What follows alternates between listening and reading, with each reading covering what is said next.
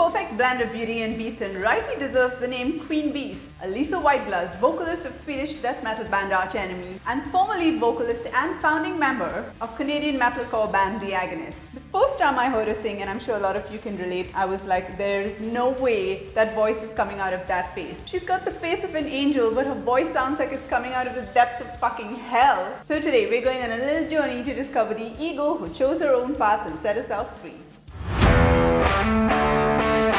Alissa was born and raised in Montreal. She was a super shy kid and in her head a lot. She credits her parents for having really good taste in music, including rock from different decades. Her mom listened to Led Zeppelin, Deep Purple, The Beatles, Rolling Stones, some blues, funk and some metal. Alissa also loved rock, including grunge of the 90s like Foo Fighters, Soundgarden and Nirvana. She is also a big fan of Chris Cornell. Alissa's mom gave up her job to spend more time with her kids, which was her choice. She couldn't afford to give them music lessons, but instead they had a whole lot of instruments at home like a drum kit, a flute, random guitars, and a violin for her kids to just play and get creative from their own heads. Alissa and her older sister Jasmine had a VHS camcorder and they would create claymation videos, cartoons, and fashion shows. In fact, New Year's Eve they would put on a performance for their parents which included musicals and dramatics. Her sister brought in a lot of music which exposed Alissa to more hardcore bands and underground metal bands. Her sister was also a musician in a band called No Joy. The first cassette, not CD, that Alissa dragged into her room was Green Day's album Dookie. Who remembers? And one of the first CDs she owned was Metallica. Alissa's mom says that she and her sister were brought up with a feminist ideology, meaning girls can do anything, not male bashing per se. And so they've always been aware of the potential struggles they would face being women in a predominantly male music industry, but they were equipped to handle it mentally and find solutions. Interesting fact, Alissa never dreamt of being a rock star. She initially wanted to be an astronaut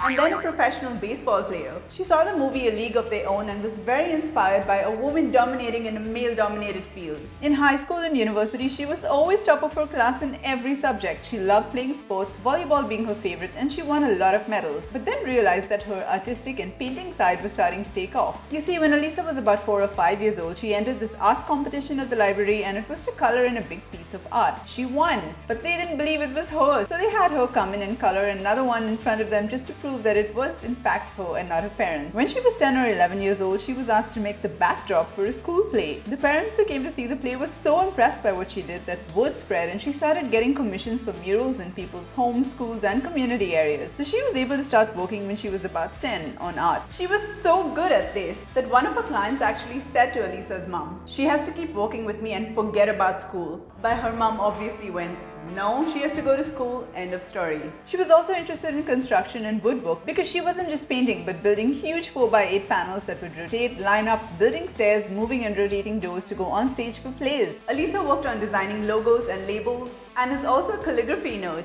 but then her interest in music grew. Here's a fun fact. In 2006, her boyfriend at the time joked that she should try out for Canadian Idol, but that joke went too far. She actually moved up quite a bit before being eliminated. Alissa has always loved storytelling through song, which is why she loved theatre so much. Speaking of which, did you know that she actually appeared in a short film called December 27, directed by Adam Rader, which was released in 2011? Alissa loved going for shows. Her friends would go to dance clubs, but it wasn't really her thing. So she started to go to a lot of shows alone, which allowed her to network, sometimes up to 4 shows a week. She then started getting into local bands and doing a lot of local shows. For her first live show, she had really long hair, red on one side, blue on the other side. She sang the whole show in profile because she was too nervous to face the audience. Her growling technique is self-taught, and although she's hung out with a few vocal coaches over the years, she's developed different facets of her voice on her own. Alissa eventually ended up finding a band that needed a singer. She tried it for fun, but that's how she started her first band, The Agonist, where she stayed for 10 years until 2014.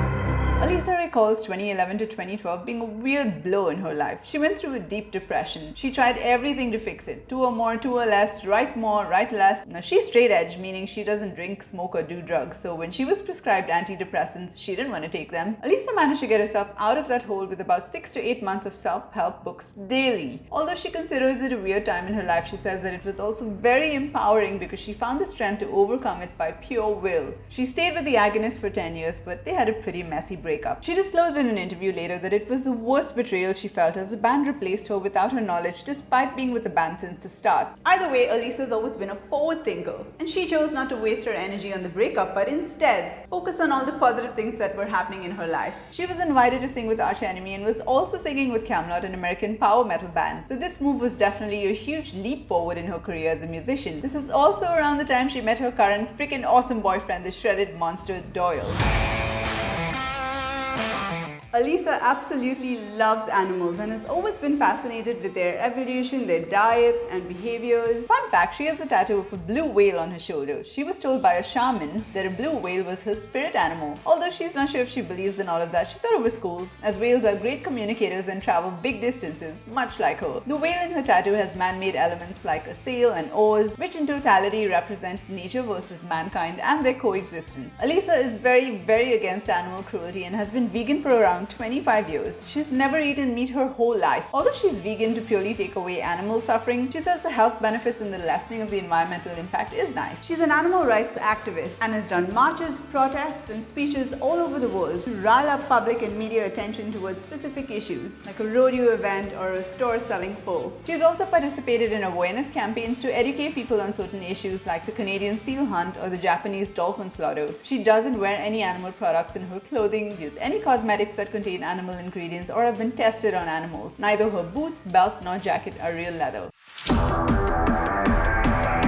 Alissa studied exercise science, did karate for a while, and even worked in a bodybuilding gym as a teenager and in her early 20s. She works out a lot. She is always in gym clothes in civilian mode. Even her stage clothes are made from athletic fabrics, given that her performances are usually like workouts. She says musicians are athletes because they have to be able to withstand the rigors of touring, as shows can be very intense exercise. She used to go to the gym a lot, but now her home workouts are similar to her touring workouts. At home, she and her boyfriend Doyle have 2 sets of power block dumbbells which have adjustable weights, a pull-up bar, bench and a dip station attached to the bench. On tour, in addition to power block adjustable dumbbells, she also carries resistance bands and a yoga mat. The weights are compact and can be easily moved and set up on tour. Resistance bands help with the workout, stretching and physio stuff in case of injuries. She does a lot of high-intensity interval training, supersets and circuits, which include a combination of weights and explosive movements like sprints and box jumps. She usually trains in the daytime and prefers training outdoors when the weather permits. She does a bit of yoga right before the show and stretches her body a lot, and then the show itself is the cardio. If she does have a day off on tour somewhere, she walks and explores around 15 kilometers. She says it's more fun when other people on tour like to work out because then they do boxing and circuits together. But she says that her role model is her boyfriend Doyle. He's very disciplined when it comes to maintaining his physique and really respects his body. Being on the road is very physically strenuous, with her band doing 200 to 250 shows a year on average. Alissa sweats her butt off on stage and has to do a whole lot of unnatural movements and sounds. Like headbanging, for instance, is pretty hardcore, and musicians usually suffer from something called the bangover after that first show. It usually goes away in the following shows, but she does a lot of stretching and uses her hair to create momentum to reduce the strain on her neck. In 2014, during her European tour, Alissa crashed into a stage riser while performing. She landed on pieces of steel and wood which stabbed her, hit her head, shin and elbows, but also bruised and broke her ribs. Her doctor advised morphine and complete bed rest, but since she didn't suffer from organ damage or concussions, she decided to keep touring. She did recover well from that and made sure to get enough rest when she could. Alissa credits sleep as being super important for her performance. She struggled with insomnia for years. She remembers doing a tour in 2015 where she got in about 45 minutes of sleep per night.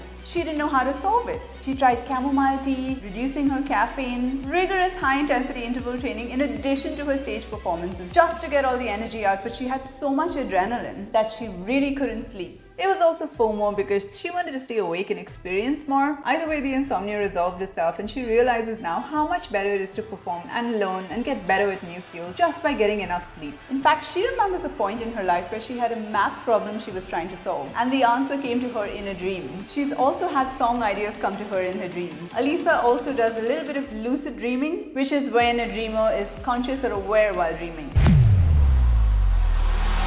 Alissa believes that there are multiple facets to getting in shape, which include cardio, stamina, muscle mass, mental health, and nutrition. She says that being vegan has given her a bit of an edge when it comes to having a very strong immune system and staying healthy on tour. She's also very strict on tour, but generally avoids processed and junk foods either way. Eats a lot of fruit, drinks a lot of water, avoids too much caffeine, and avoids eating too late at night. She always keeps a stock of nuts and fresh fruit and likes eating that on the road. She doesn't eat anything too heavy as it feels like it's weighing her down for the show. Being raised in a very health-conscious environment, she grew up knowing what nutrients, micro and macronutrients were, including vitamins, minerals, and what they do for her body. She loves coconut oil and uses it for everything. On her skin, her lips, as makeup remover, and even eats it. She doesn't even like alcohol and has never felt the need to drink because she didn't see it bring much benefit to her life, as she's generally a high-energy person anyway. Since she's not the only sober or vegan person on her tour bus, everyone respects each other and gets along great. She has no issues with people drinking around her, but she does have a problem with people smoking around her because now that's secondhand smoke in her face. As a non-smoker, I can totally relate to this. Smoking around a non-smoker is like taking a big gulp of beer and then just spitting it out on someone. We don't want to inhale the byproduct of all the shit you choose to put into your body. Smoke is also really bad for vocalists and can impact their performance. After the show, she tries to limit her talking and tries to go to bed, which might be boring, but she says she's there to perform, not to party. She says she's always happy to see people on tour taking care of themselves to ace their performance. Although she's cool with performers drinking or smoking and still smashing their performances, she believes that rockers are actually really healthy, which kind of goes against the whole drugs, rock and roll stereotype, right? When she walks into her studio, she always has coffee, water, hot water with ginger and lemon, and a protein shake with banana or peanut butter, either with water or almond milk. She uses and recommends Monster protein powder, which is 100% vegan and delicious. Alissa can be quite a workaholic, so she has to force herself to take breaks, like a mandatory go lay on the yoga mat and relax, or go walk around the block.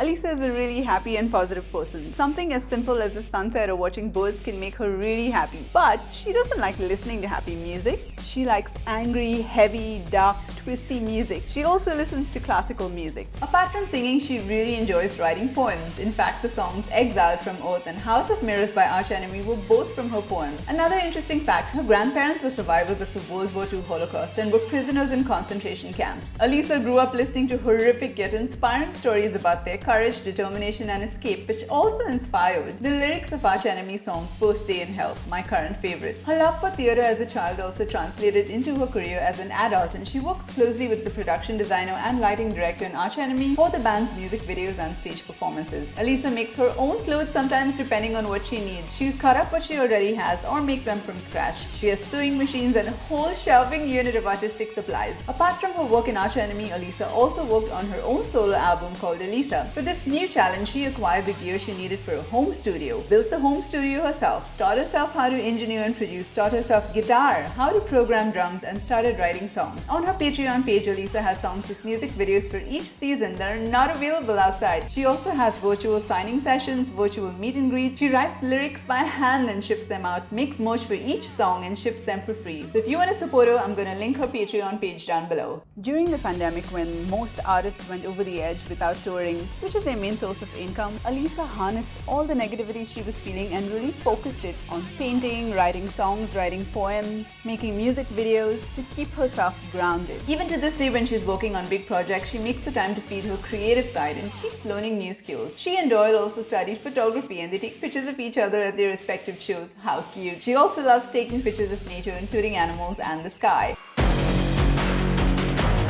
This blue-haired queen is truly an inspiration. During the pandemic, she ran a series in collaboration with Patreon to help creators understand what happens behind the scenes of being a creator. In these episodes, she talks about how crazy it can be to put yourself out there and how overcoming fear is real growth. She says that when you're walking the tightrope of fear, you can choose to take a step forward or backward. In another message, she talks about always being prepared to adapt and not being afraid to make mistakes, because mistakes are a fantastic way to build new skills. Alissa's always been an easy target of hate. Being female, vegan, straight edge, all in a metal world, it was easy to get pushed around. But she never changed who she was for anyone. She believes that metal is all about rebellion, carving your own path and thinking against what everyone is trying to make you think. Her motto in life, harm no one, including yourself. As you've seen, she's a powerful advocate of health and longevity for animals, the environment, and human beings. She's also toured and worked out with the mighty Valkyrie queen Flori Jansen from Nightwish several times over the years, and has even appeared in an interview with her, which which you can check out on Flor Jansen's YouTube page. Flor was a victim of bullying growing up. Go check out this video right here, and remember, if you really want it, the world is yours.